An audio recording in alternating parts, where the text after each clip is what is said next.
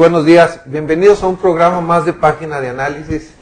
En esta ocasión vamos a hablar de los resultados pues, ya preliminares todavía, porque hoy empieza el conteo oficial de ayuntamiento y el domingo el de diputaciones, pero sería importante ver cuáles son las consecuencias de los resultados, en qué posición quedan los partidos, los dirigentes, quién ganó, quién perdió, además de el aspecto político electoral.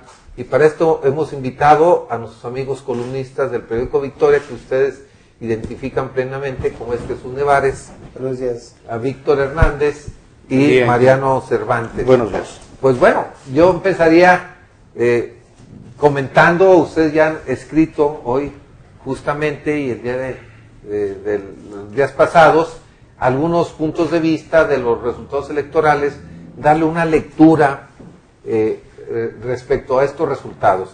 ¿Cuál sería una primera lectura de estos resultados que, aunque no oficiales todavía, pues ya es muy difícil que se reviertan, ¿no? De acuerdo al conteo rápido de resultados. ¿Cuál sería una primera lectura de estos resultados? Yo diría que hubo un retroceso en la democracia en nuestro estado, un retroceso terrible. Yo recuerdo en alguna ocasión estábamos en un programa Víctor y él hablaba de que no, en estos tiempos ya es imposible pensar en carro completo, y sin embargo hubo carro completo. Las diputaciones todas se las llevó el Partido Revolucionario Institucional, ¿no? Todas. Sí, bueno, hablo no de la votación completa. Pero bueno, fueron 32 municipios. Fueron 5 municipios prácticamente, salvo por uno muy irrelevantes para el país. Pero ¿por qué es antidemocrático que gane? Pues sí, ¿no es más error de los que no postularon a buenos candidatos o una muy buena estrategia electoral? ¿Esto qué tiene que ir con la democracia? No, pues totalmente, completamente. Yo no digo que es una situación antidemocrática del PRI, ni hecha por el PRI, sino que no tiene opciones la ciudadanía para votar por otros partidos y dar el equilibrio político. Es decir, la democracia no se entiende como el avasallamiento, sino como la posibilidad de opciones en el ciudadano, de tal manera que pueda elegir entre varias posibilidades, y aquí no las tuvo en Durango. Es decir, no hay una situación democrática porque la oposición se ha desdibujado, se ha perdido en sus propios intereses, en sus propias pugnas, y eso abre a una situación casi totalitaria, y eso obviamente pues es absolutamente antidemocrático. Yo no digo que es el PRI ni por culpa del PRI, el PRI hace su chamba, ¿no? Como debe de hacerla todo partido político, intentar ganar las elecciones, ganarlas lo más que pueda, y para eso tiene contrincantes que en este caso me parece que estuvieron en una situación muy, pero muy precaria, desdibujados. Hasta ahí dejaría. Sí, Víctor, ¿cuál será una primera interpretación de los resultados? Bueno, yo creo que es un proceso que se inscribe dentro de lo normal. Fíjate que revisando la historia de los procesos intermedios del municipio, la participación de la ciudadanía, porque tenemos que empezar por medir la ciudadanía, la participación ciudadana gira en torno al 44-48% de participación, no más en los procesos intermedios, ¿sí? Tú ves los últimos 10 procesos de la década de los 80 para acá, y al menos que haya algo extraordinario, líderes impactantes, una polarización muy, muy, muy marcada, podemos hablar en procesos municipales, hablar de 50, 54, 55%. No hay, o sea, es un comportamiento normal ese. Ese es un elemento. El otro elemento es que la democracia, supuestamente relacionamos la democracia con los contrapesos, ¿sí? Tiene que haber equilibrios para que haya un avance. Yo siento que no necesariamente. La democracia es, votan todos y así gane uno por un voto, ese se respeta. Ese es el que elijamos democráticamente. Si hay una coincidencia, bueno, pues así se tendrá que votar. Yo decía en anteriores programas que no había condiciones para pensar que la oposición iba a llegar a ciudades importantes a gobernar. No hay, al menos en Durango capital, no hay condiciones. El hecho de que se aliaran PT-PAN no justificaba, que vamos a echar al PRI, ¿por qué lo vas a echar? O sea, ¿cuáles son los elementos? Es que ya tiene mucho tiempo. Bueno, tú no lo decides, lo decide la sociedad, la ciudadanía al final de cuentas. ¿Qué hay elementos? ¿Cuáles son los elementos? La sociedad regularmente califica cantidad de obra pública contra estilo personal de gobernar. Tú puedes tener muchísima obra pública, pero si llevas un gobierno despótico, represor, autoritario, bla, bla, eso es, la ciudadanía lo capta y lo expresa en las urnas. O sea, podemos decir que es una calificación esta elección al gobernador. Al gobernador. Entonces, tú dices, lo que vimos aquí no puede llamarse retroceso, porque simple y llanamente es lo que la ciudadanía percibe en sus gobiernos, ¿sí? La situación, por ejemplo, contrae y contrastante en Gómez Palacio. En Gómez Palacio hubo una alta competencia, porque al margen de la obra pública, ¿sí? Allí se marcó muchísimo, el tiempo que yo estuve allí, la sociedad destacaba mucho el despotismo, ¿sí? del gobierno municipal. Y ve cómo se expresa al margen de la obra pública. ¿Sí? Entonces, 3,000 votos de diferencia. Y eso todavía faltan las impugnaciones. Sí, claro, va a haber se puede reducir. Entonces, el avance y retroceso tiene que ver con la participación ciudadana. La participación ciudadana regularmente, ese es el comportamiento del 44-48%. Yo no le veo nada novedoso. Más bien, yo siento que el retroceso está en los partidos políticos que no llevan campañas creativas para tiempos más cortos, que no hay una consulta verdadera a la base para sacar los candidatos que realmente la sociedad le llenen el ojo, que no trabaja todo el año, sino nada más en tiempos electorales o preelectorales para entusiasmar a la sociedad. O sea, si no hay un avance en los trabajos de los partidos políticos, lógicamente que hay retroceso. Yo ahí lo ubico posiblemente, ¿sí? No tanto en todo el concepto de democracia, o porque haya ganado el PRI, porque lo que dice Chuy es cierto, o sea, bueno, pues el PRI hizo su chamba, pero si hay carro completo o no, eso no es sinónimo de retroceso. El retroceso es más bien qué tipo de campañas, qué tipo de candidatos, qué tipo de procesos internos para elegir los candidatos, bla, bla, bla, bla. Yo ahí tendría una observación, es decir, no se trata de que si se ganó por 10 votos, pues la democracia dio 10 votos al triunfador y se acabó. No, se trata de que haya una competitividad y haya opciones de diferentes, porque entonces estamos justificando las reelecciones eternas. Yo he visto cómo se critica muchísimo al gobierno de Cuba, porque todos votan, ¿sí? No hay partidos políticos, pero todos votan ahí, y entonces ahí hay una justificación de una democracia. A mí me parece que no. Y en otros países es lo mismo. Pero es problema más bien de los partidos, ¿no? Sí, pero en algunos términos técnicos, así para ir orientarnos, porque aquí se ha hablado del abstencionismo, que fue alto, 55%. Tampoco podemos conformarnos con que la tendencia ha sido esa. Reclamas de la sociedad. De acuerdo. Reclamas de la sociedad. No, tengo que reclamársela a los protagonistas de la vida política, que no tienen capacidad de atraer y de acrecentar el interés ciudadano. Y también de la sociedad que no comprende. Esta es una elección tan cercana a la cuadra, al barrio, este proceso electoral debe ser más importante que el presidencial. Claro. Porque te estás hablando de más cerca la porque esa autoridad la ves y te resuelve el problema de agua, de luz. Y si no participa el ciudadano, es porque está fuera de toda lógica. Oye, es que está decepcionado, está totalmente frustrado. Pero ¿qué mejor décadas escondiéndote? No, pues lo han mentido décadas y décadas.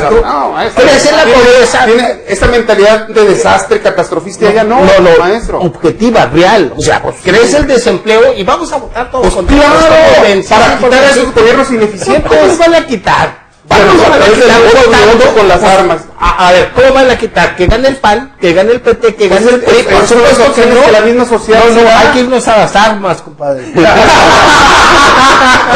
oye, sí, yo quisiera más los dos sentidos que están hablando ustedes tienen razón. El IFE hizo un estudio en México del abstencionismo y menciona que existen 3 grupos de abstencionistas. Al primero le llaman la abstención técnica estructural, que es la mínima, motivada por causas no atribuibles a ciudadanos como son enfermedad, lejanía de la casilla o error en la lista nominal. Es la mínima.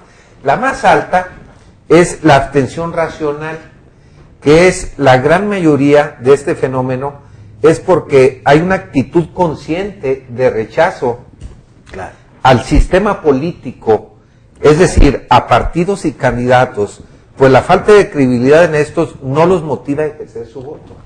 Es un estudio de quiere decir que es racional, dice, no, yo para qué votar, si no es lo mismo. Bueno, y la otra, justificado? No, y la otra que dice Víctor está contemplada. Absolutamente. La que dice Víctor es el abstencionismo por apatía, que no es otra cosa que es pereza. Claro, que eso por sí. ir a votar, o falta de interés por emitir su voto, y finalmente es un abstencionismo cívico que falta cultura política.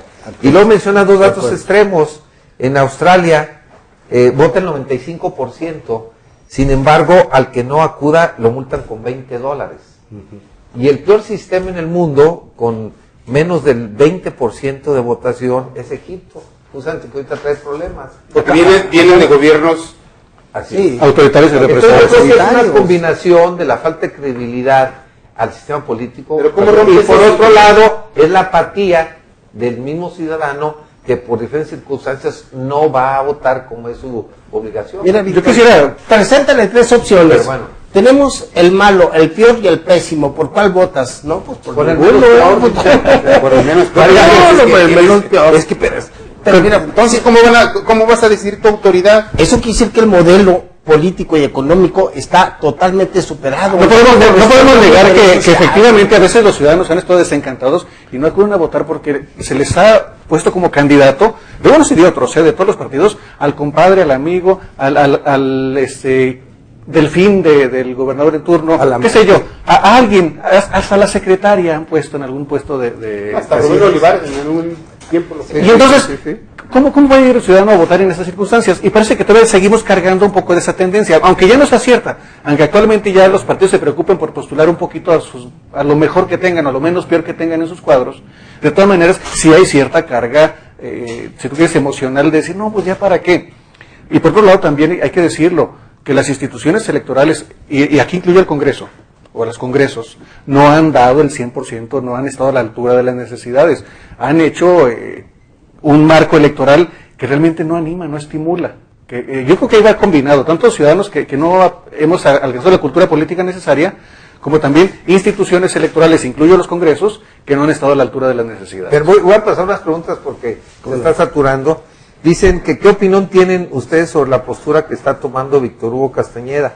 Los resultados que ha tenido en lo que va de su cargo como presidente del Comité Director Estatal del PAN han sido pésimos.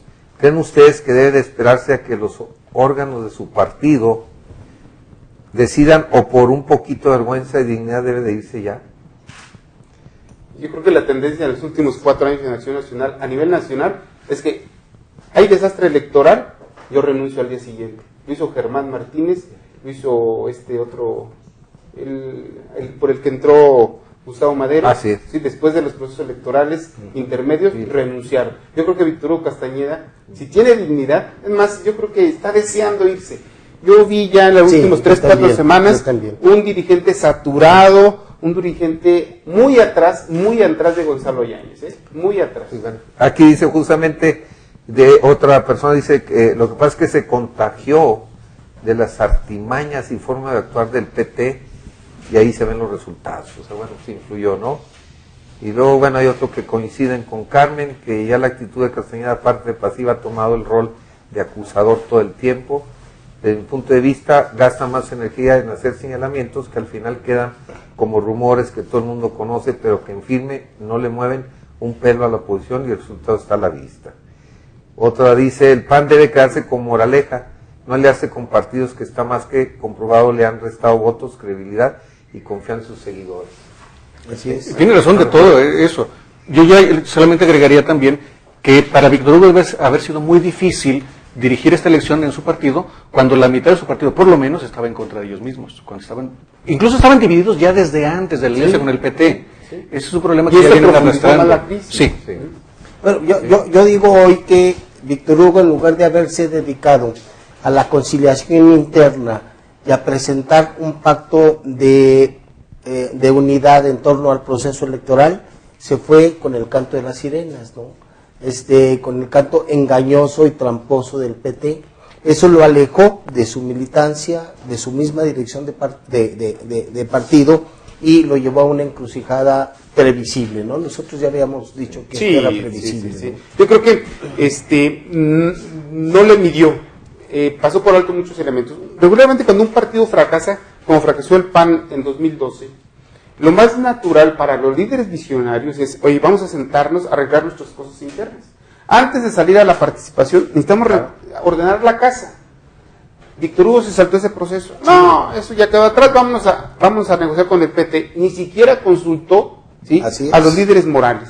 Se brincó muchos procesos que hoy terminan y se expresan en el desastre electoral que tiene. Menciona otra persona que el PAN debe hacer alianzas que le hagan bien, que si se hubieran juntado con todos los partidos hubieran superado al PRI. Bueno, en números sí, pero ya en la práctica Ya lo hicimos el ejercicio. Sí. Nosotros decíamos, en el papel, PT y PAN sumaban 122,000 votos. Sacaron 67,800.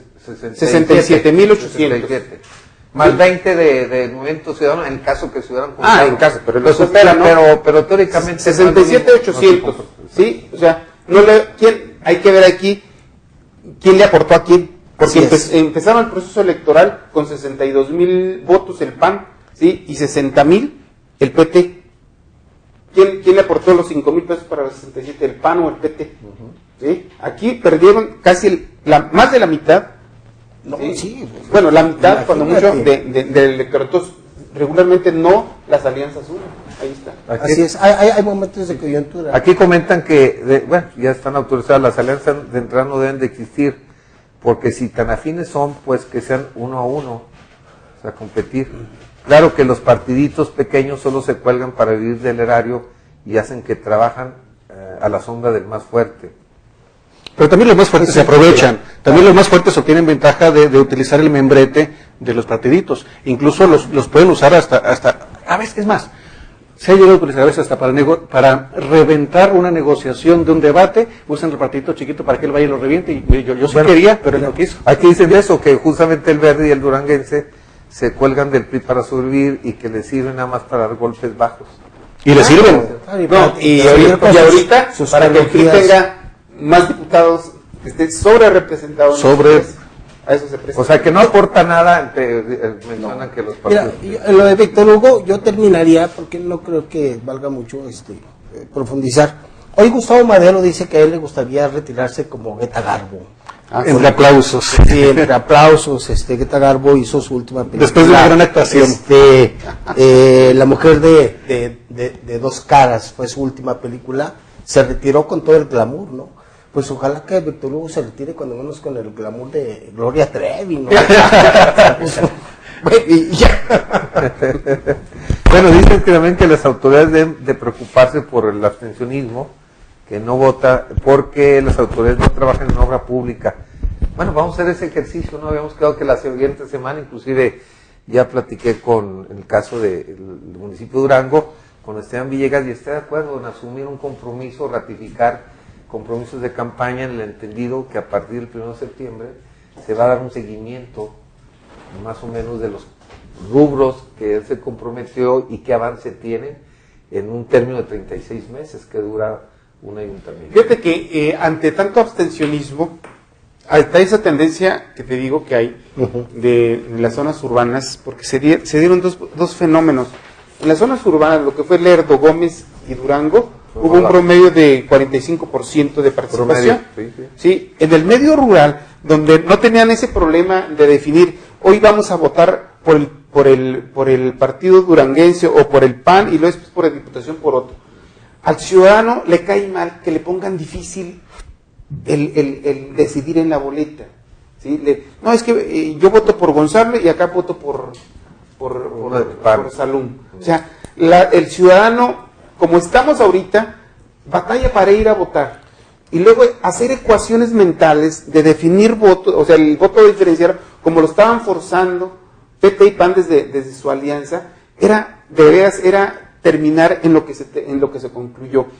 En el medio rural no hubo ese problema de hacer ecuaciones al momento de depositar el voto, de cruzar la boleta, y la votación fue en promedio del 60, ¿sí? Del 58 al 60% en promedio en el medio rural. Con San Pedro del Gallo votó el 76%, donde ganó el Partido del Trabajo, 76%. O sea, cuando hay nada más dos elementos que analizar por parte del ciudadano, el ciudadano va a votar porque no hay confusión. Pero en Durango y en Gómez Palacio se reburujó todo, como dice el ciudadano. Estaba todo mezclado, que el ciudadano dijo, no, mejor no me meto. Lo llevó a una confusión, ¿no? Una confusión. Y se expresa en eso, ¿eh? En cierta manera, cierto cansancio, ¿no? Sí, decía, oye, ¿por qué la ponen tan complicada? Pues si nada más es cruzar un escudo y se acabó. Sí. Bueno, a ver, comentan que desde su punto de vista, después de haber perdido 3 elecciones consecutivamente, Gonzalo Yáñez, ¿cuál es el futuro de él? ¿Qué es su punto de vista? Pues yo diría que el lugar de ancianos, ¿no? No, bueno, Oye, no, la gente necesita una respuesta seria, ¿verdad? No, es que lo digo con toda seriedad. No. Gonzalo ya tiene un agotamiento de imagen físico, ya no le funciona bien la garganta, como que los transitores se le debilitaron, no sé qué pasó. Ya está perdiendo esa gran atracción personal que en un momento hubo. Ya no tiene bases las ideológicas también las perdió hace mucho tiempo. Ya no tiene propuestas viables que convenzan a la ciudadanía, y entonces Gonzalo se acerca ya está en el ocaso político y se acerca ya a su terminación. Entonces, bueno, él va a seguir negociando, buscando, metiéndose, sí, pero ya un personaje atractivo dejó de serlo. Bueno, yo creo que Gonzalo debe de aprovechar su experiencia. ¿A dónde debe irse? Yo siento que debe de ahora sí dedicarse a la formación de cuadros. Es un personaje con muchísima capacidad, tiene visiones de desarrollo de las ciudades muy buenas, tiene una claridad de que todos los partidos necesitan escuelas de cuadros. El gran problema es que su mentalidad es seguirnos repartiendo entre el círculo rojo de cada partido las posiciones y no dejan crecer los liderazgos medios. Yo creo que ya se convenció. Esta elección sirve para enterrar el mito Gonzalo. El mito Gonzalo se terminó, pero no es para que se vaya para allá. Es gente, yo siento que es gente muy preparada, que tiene mucho que dar, pero al interior de su partido. Yo creo que el mensaje es muy claro. La sociedad petista, porque nosotros nos metimos a analizar la sociedad petista en las colonias y están hartos de los liderazgos morales del PT. Sí. Hay muchos liderazgos jóvenes que no les dan. A ver, lo que pasa es que aquí sí hay una discrepancia, porque efectivamente Gonzalo tiene mucha lucidez. El que lo niegue me parece que no conoce a Gonzalo. Ese no es el problema. El problema es ¿para qué le sirve la lucidez? La lucidez del análisis de la realidad social política le ha servido para enriquecimientos de cúpulas, para negociaciones perversas. Y una gente de ese talante no puede formar cuadros, no tiene posibilidades de formar cuadros, porque los cuadros se forman con actitudes morales. Y entonces, no sé, yo diría que se vaya al asilo. Antes de pasar la palabra a Mariano, dicen que votan más hasta por el candidato Morris. Sí, 9,000 votos en Tamaulipas. 9,000 votos ya los quisiera el PT en algún momento. Hasta por el burro votaron en Ciudad Juárez. Pero el éxito del gato Morris es extraordinaria, ¿eh? Y es un reflejo también del hartazgo de muchos ciudadanos que se prefieren votar por esta caricatura. Pero esta es la salida, mi amigo. Esa es la salida. O sea, cuando no dan los candidatos, ¿sí? Pero el chiste es ir a votar. Lo peor es quedarse en la casa. Entonces, pongan gatos, pongan animales para que les dé vergüenza a los partidos. Bueno, oye, pero también, salgan a votar. También ya ganó un candidato independiente en Zacatecas. Claro, en Zacatecas ya ganó el es primero. importante. Eso es Me parece que esa puede ser una opción ciudadana que vaya, ya sentó un precedente Sin cuate partido, de Zacatecas, y qué bien, ¿no? Logró juntar primero el 15% de los votos del padrón para registrarse. Primero las firmas. Que le cerraron las puertas, ¿no? A los candidatos independientes a nivel nacional y en los estados se está legislando sobre eso. Sí, apenas, pero ya a nivel federal, a partir del próximo elección 2015, ya es oficial en todo el territorio. Así es. Esa puede ser una opción interesante. Hay que seguir. Tardaron, los partidos, era natural que se resistiera, ¿sí? Porque pues, no quieren competencia real, pero al final de cuentas ya. Dice, si creen ustedes que los medios de comunicación deben ser el enlace para exigirle a los ganadores a que cumplan. Sí, yo soy de los Totalmente. que sí. Es parte de la parte, ¿no? Yo creo que tiene que ser parte de los medios, pero sin dejar de lado también a los mismos partidos, a los organismos intermedios, a la sociedad civil, todo eso abierto, porque en la medida en que nos repleguemos, pues sueltan su gato a reposar. Bien. Bueno, aquí a Mariano le preguntaremos, le están preguntando, bueno, a todos, que cómo ven los actores políticos que se perfilan para el siguiente ciclo electoral, la gobernatura, senaduría y diputación federal. Bueno, pues ya es parte, ¿no? Quizás de... Algunos dijimos en Mariano puede hablar de sus protegidos. Alguna vez dijimos en esta mesa que este proceso algunos líderes políticos lo asumían son como el preparativo para la siguiente elección, para el 2016. ¿Cómo cuál? Para los mismos en Acción Nacional están perfilando si va a ir Salum o iba a ir a Ispuro. Y esta elección, incluso el proceso previo, el proceso de preselección de candidatos, ya implicaba quién iba a ser. A nivel, en el PRI, es semejante. Hay quienes ya incluso, algunos de ustedes lo mencionan en su columna del día de hoy. No era de ustedes, era el compañero Beto de la Rosa, que hablaba de que Esteban Villegas ya se perfilaba como uno de los posibles también aspirantes al gobierno, pero obviamente no es el único. Sin embargo, como que ya se empieza a ver esta situación. Aparte es lógico. ¿Para la alcaldía dentro de 3 años? Vela puede ser un... se posiciona y muy bien. Pero los juniors y los bebesaurios también ya se empiezan a poner ahí. Ahí vemos a Canfer que ya se está viendo en la silla municipal. Maqui. El panista de Coparmex que va a ir de síndico. No, bueno, pues ya está de síndico. Pregunten que si ganó algunas casillas el candidato Morris. Sí, ganó Casillas, pues por eso tiene 9,000 votos, ¿no? 9,000 votos en Tamaulipas. Sí. Bueno, realmente aquí el PAN, volviendo al resultado electoral, de 18 ayuntamientos que tenía, se quedó nada más con 5. O sea, perdió 13 municipios, ¿no? 13 municipios y de cerca de 300,000 habitantes que gobernaba, se va a reducir hacia la mísera cantidad de 122,000. O sea, menos del 50%. Y el PRI va a gobernar a 1,510,000 habitantes, de 1,632,000. O sea, una debacle, ¿no? Yo creo que sí se tienen que ya sentar a tranquilizar. Y ya sé, Víctor Hugo no entiende que debe de reflexionar profundamente en cuanto a su liderazgo con estas cifras. Yo creo que no es Víctor Hugo en exclusiva. Son los líderes del PAN, y estoy hablando de los líderes morales, de los jefes de familia, de los grandes, todos juntos, porque aquí no es Víctor Hugo nada más, ahí tiene que ver Rosario Castro, tiene que ver pero tienes que poner las condiciones para que se sientan. Sí, por supuesto, a él le corresponde llamarlos, sentarlos y generar esas condiciones para que se sientan, porque de repente como que los mandó muy lejos. No, de repente sí los mandó. Y entonces aquellos, en vez de sentarse y colaborar, algunos se fueron y colaboraron, pero hacia el otro lado, en contra. Y hay quien dice que en política el que no suma, resta.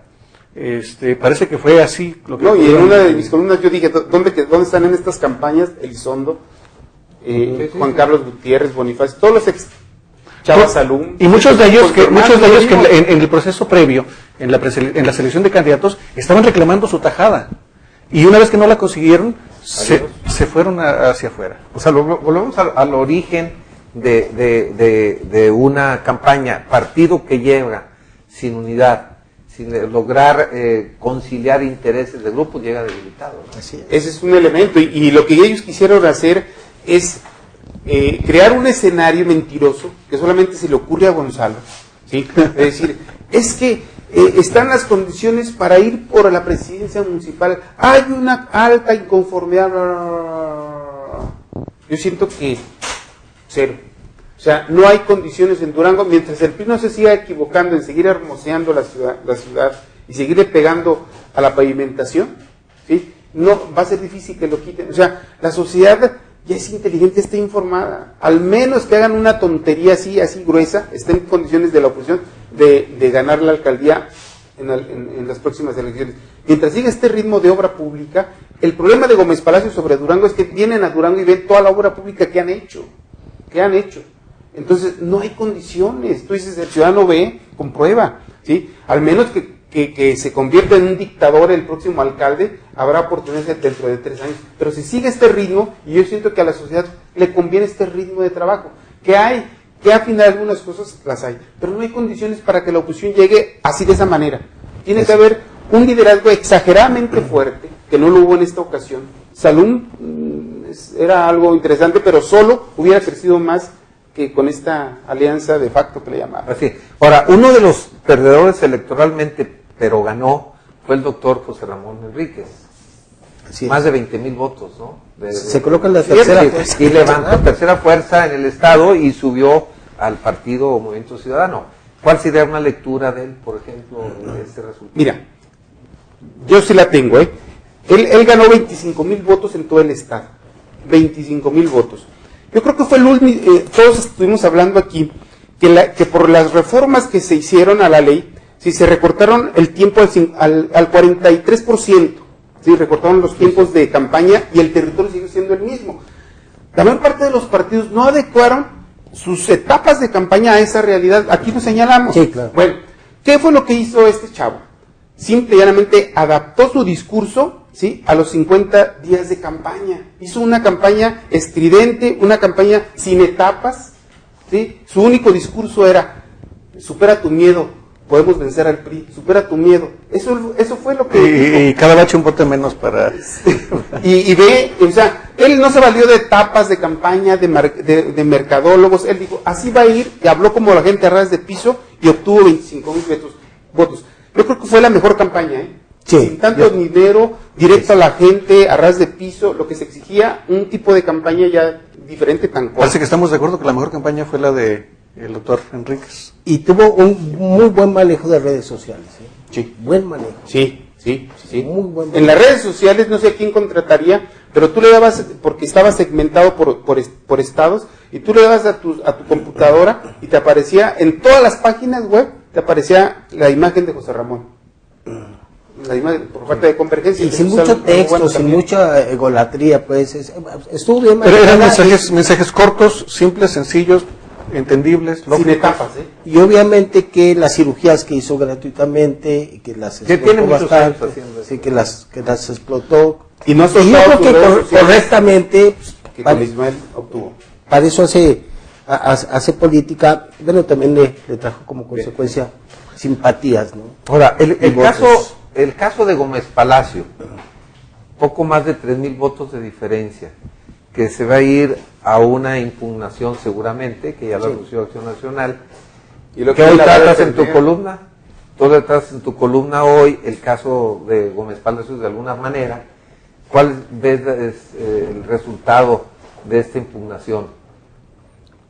Porque son 3,000 y tantos votos. De Son 3,000, no son nada. 2.5%. No es nada el proceso y también yo veo difícil, yo veo difícil que le den la vuelta. Son 3,000 votos, es difícil darle la vuelta, que vaya así. Yo creo que por muchas casillas que logren tumbar la oposición, porque está Hugo Rosales Vadillo ahí, conoce las tripas, él diseñó esa ley con la que se va a pelear ahora, ¿sí? Él la diseñó hace 3 años para tumbar a la oposición. Y él, con esas herramientas, va a tener que navegar, ¿sí? Nada más que con todo el peso del sistema jurídico del Estado, ¿sí? O sea que él está asesorando a la oposición, ¿sí? la Acción Nacional. Así, a la causa de Augusto Ábalos aparece sorprendentemente, ayer me avisan que no puede ser. Pero bueno, ese es Hugo Rosales Vadillo. ¿Qué sucede? Para mí, ¿qué sucedió en Gómez Palacio? En Gómez Palacio están hartos del centralismo, hartos de un gobierno centralista, gobierno estatal estoy hablando, ¿sí? Y del despotismo de la familia Rebollo, es verdad, ¿sí? En los 6 años de rebollismo en Gómez Palacio han pesado terriblemente para el PRI, terriblemente, actos de corrupción, desfalcos, deudas, inseguridad, ¿sí? Y aparentemente un abandono del gobierno estatal hacia esa región. Entonces, eso se traduce en una alta competencia. En una alta competencia. Lástima que, por ejemplo, en Gómez Palacio tuvimos 44% de participación, que precisamente se ubica en lo que dice Chuy Nevares, el desaliento, el no ir a votar, cuando debe ser todo lo contrario, generar condiciones para derrocar un gobierno. ¿Qué es lo que sucedió en la primavera árabe?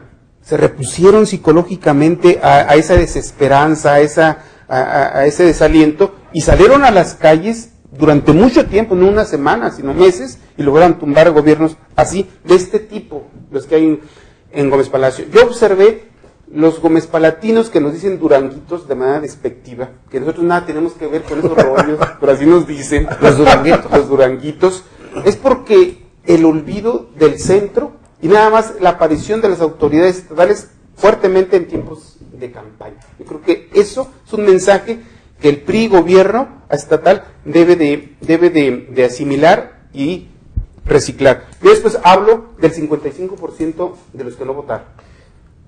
¿Sí? Rosales Vadillo fue presidente del Comité Estatal del PRI. No, fue asesor jurídico. Asesor jurídico. Bueno, pues ahora el asesor jurídico del PRI es de asesor jurídico de los contrarios. Sí, bueno, qué cosas tan interesantes. La verdad es que 3,000 votos pueden ser muchos, pueden ser pocos. ¿Cuál va a ser la estrategia de la defensa? ¿Cuáles son los argumentos que tienen? Yo creo que eso está por verse, ¿no? No sé las posibilidades de que se haga un cambio en la seguramente la intención del voto, pero pues a lo federales, mejor sí. va a decidirse ya a fines de agosto. Ellos quieren repetir 2010, y acuérdate que 2010 se lo dieron al cuarto para la hora al gobernador Sí. ¿cómo se llama? Su constancia. Sí, la ratificación del triunfo a la constancia. Sí, entonces, como es un número no muy alto de votos, entonces no deja de ser interesante el fenómeno y habrá que seguirlo. No es muy difícil, no es mucha la diferencia, son 10,000 votos, pero hay que hacer cuentas. ¿Cuántas casillas se necesitan anular? Porque se anula la casilla, pero se anulan completos los de unos y los de otros. Si las casillas están competidas, entonces se da una gran cantidad de casillas. 100 votos, 80. Para que pueda revertirse el resultado, para que pueda haber un voto diferente a favor o en contra. Pero hay que considerar también que si hay elementos, o sea, hay razones realmente que... ¿De peso? No. Para anular una casilla, no.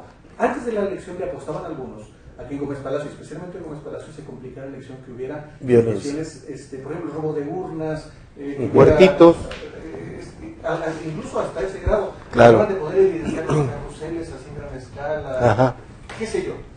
No consiguieron, los casamapaches se quedaron con sus redes vacías.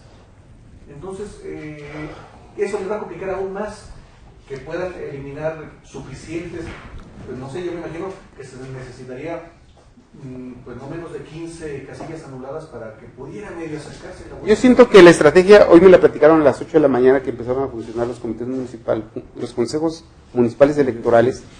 La estrategia que tiene Acción Nacional es, oye, mi acta con la de las demás no coincide, está alterada.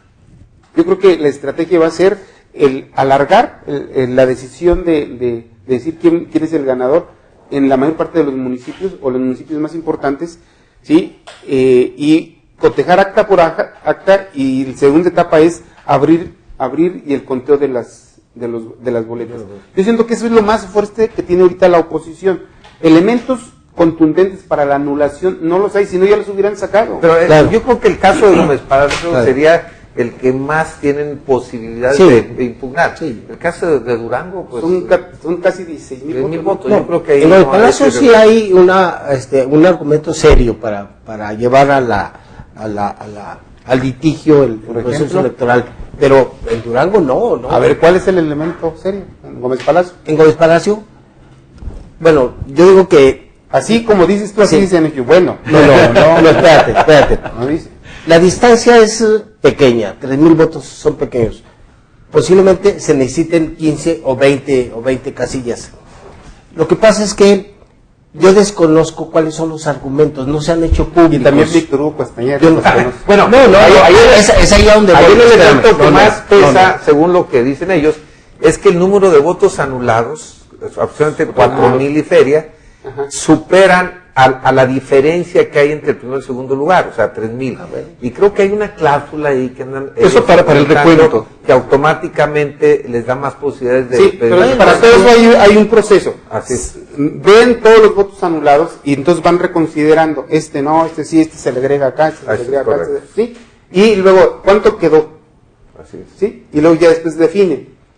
Yo siento, fíjate bien, regularmente cuando sucede eso y que se van otra vez a elecciones, ¿sí? Recuento, ¿no? Más bien Bueno, de casillas, abrir algunas casillas. Yo digo que hasta ahí se va a quedar. Hasta ahí se va a quedar.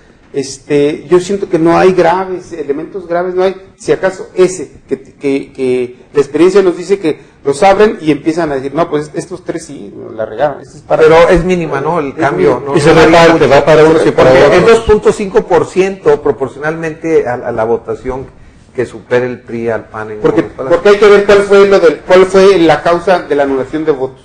Si es cruzar dos escudos, ¿sí? Dices, ese es con intención de anularlos. Ahí no hay problemas del sistema. Porque cuando se puede anular es cuando se le carga al sistema, ¿sí? Electoral el error. Dice, oye, es que fue confusa la elección desde que se planeó, bla, bla. Pero si aquí tachan dos logotipos, dos partidos, es la intención del ciudadano, ¿sí? De decir, yo no voto por nada. Bien, pues prácticamente entramos a la etapa final, los últimos minutos de este programa. A mí me gustaría que dieran una conclusión, así muy, diría, sintetizada, de el proceso electoral y el futuro, por ejemplo, de los partidos, con este aprendizaje. Para unos les fue bien, a otros no tan bien, y a unos les fue pésimo. ¿Cuál sería una conclusión así? Yo creo que los partidos perdedores deben de aprender a ser partidos, deben de aprender a construir en la sociedad, deben de aprender a insertarse en la sociedad fuera de campañas políticas. Es decir, los partidos se acuerdan de la ciudadanía únicamente cuando van a pedir el voto, pero no están incorporados a la sociedad, no hacen suyas las demandas de manera permanente y cotidiana, no construyen la organización social a partir de sus partidos políticos. Mientras eso no suceda y los partidos vayan a ver a la sociedad únicamente en las elecciones, así les va a ir. La otra situación es de que hay muchos elementos de crisis, ¿no? Los partidos de oposición deben de ser de oposición, no deben de ser de oposición únicamente en el discurso y en las campañas y durante todo el tiempo estar aliados con el gobierno buscando a ver qué le sacan, ¿no? O se es de oposición o no se es de oposición, y eso lo está viendo la gente. Mi última reflexión sería, y la reitero, a mí me parece que el que se lleve todo un partido político no es un indicativo bueno para un proceso democrático de ninguna parte. Bien. Sí, Mariano. Yo vería que este proceso electoral les ha dejado lecciones importantes a todos, a las autoridades, a los partidos y a los ciudadanos. Ojalá y todos podamos aprender de esa lección. En parte las autoridades, porque de entrada el marco normativo de las elecciones está pendiente de una reforma importante y es urgente. Ya se vio que hay cosas que funcionaron. Qué bueno que funcionó lo de las campañas cortas. Digo, funcionó para los ciudadanos, para algunos partidos no, para algunos. Funcionó algunos aspectos en cuanto al manejo del proceso, en qué términos las precampañas, qué sé yo. Hay cosas positivas, hay otras cosas que no van tanto. Ya es momento de que le entren a la reducción de plurinominales, de que le entren a la apertura de una verdadera participación ciudadana con esquemas que se han quedado rezagados.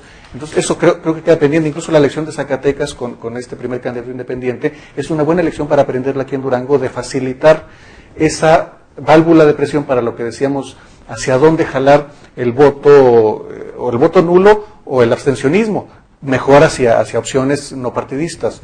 Y en el caso de los partidos ya vieron los errores que se cometieron en cuanto a esas alianzas que en el caso de PAN y PT pues tuvieron muchas más cosas en contra que a favor. En el caso del PRI, sus alianzas con los otros partidos que realmente no le aportaron gran cosa, salvo la opción ahí para, en caso necesario, golpetear o reventar. Y en el caso de los ciudadanos, pues la elección es más que clara: participar.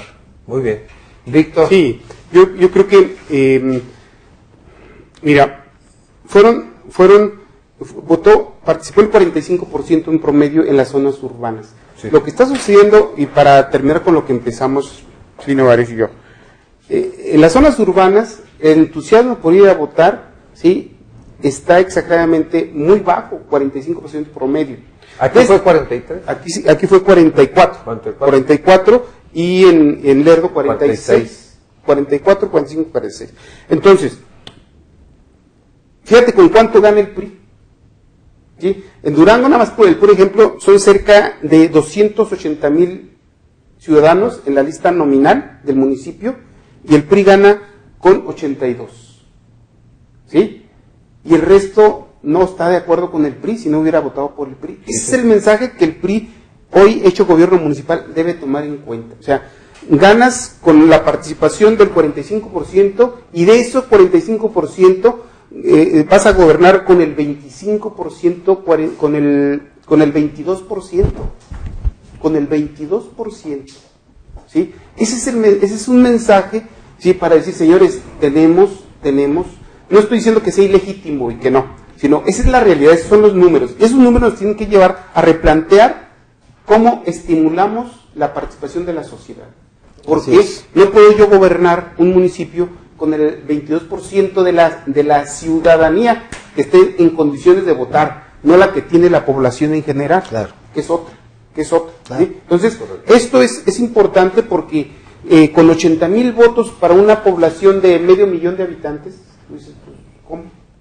Esa es la reflexión que yo creo que deben de ser hoy los partidos. Así es. Correcto. Pues quiero agradecerles a ustedes, amables pues televidentes, y también a nuestros compañeros Víctor Hernández y Jesús Nevares, Mariano Cervantes, el habernos acompañado en este programa. Y yo concluiría también con un resumen del resultado electoral.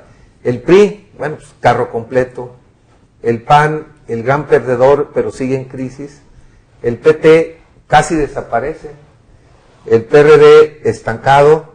El Movimiento Ciudadano, una sorpresa y avanza. El abstencionismo, para pensar. Y finalmente el gran triunfador, Jorge Herrera Caldera.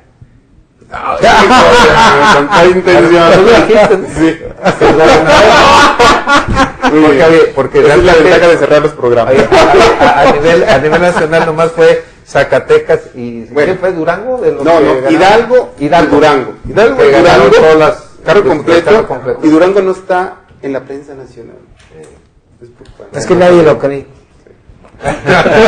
Muy bien. Los esperamos la Le regaló próxima un autógrafo. semana y les agradecemos nuevamente el habernos acompañado.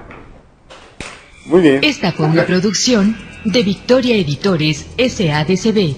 Para mayor información, visita nuestro sitio web www.periodicovictoria.com.mx o consulta nuestra edición impresa.